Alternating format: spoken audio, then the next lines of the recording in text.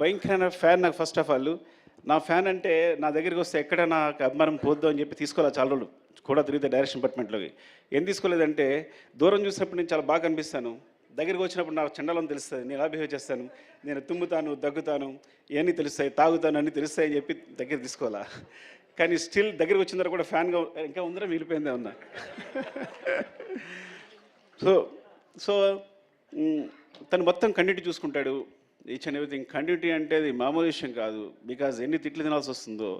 ఒకసారి హీరో చెయ్యలా అంటే ఇంకోసారి హీరో చెయ్యలా అనొచ్చు. సార్ మీరు చేయలేదని చెప్పాలి, చెప్పని చాలా కష్టపడాలి. Not hero I'm telling, every artist, ప్రతి ఆర్టిస్ట్ కూడా. అండ్ ఈ సినిమా జరుగుతున్నప్పుడే మధ్యలో చెప్పాడు, సార్ ఏం చెప్పారను సార్ చెప్పు.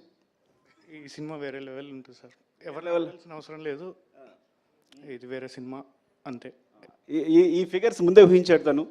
మొత్తం ఇండియాలో వచ్చే ఫిగర్స్ అని ముందే చెప్పాడు నాకు యాక్చువల్గా. సార్ ఈ గోస్ టు వేరే లెవెల్ సార్ ఈ సినిమా వెళ్తుంటే. Because each and every scene అదే రేంజ్లో ఉంది, ఏ సీను తగ్గట్లేదు, ప్రతి సీను కూడా మీరు మొత్తం ప్యాక్ చేస్తున్నారు. ఇది ఎక్కడ ఏ సినిమా ఈ సినిమా తప్పు చేశారని ముందు నుంచి చెప్తూ ఉన్నాడు.